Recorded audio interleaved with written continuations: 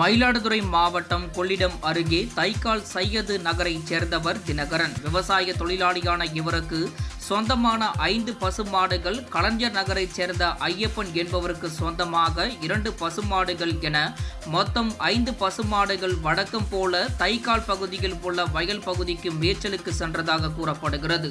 அங்கு மழை நீரில் அறுந்து கிடந்த மின்கம்பிகளை மாடுகள் மிதித்ததில் மின்சாரம் தாக்கி 5 மாடுகளும் கீழே விழுந்து துடிதுடித்து உயிரிழந்தது.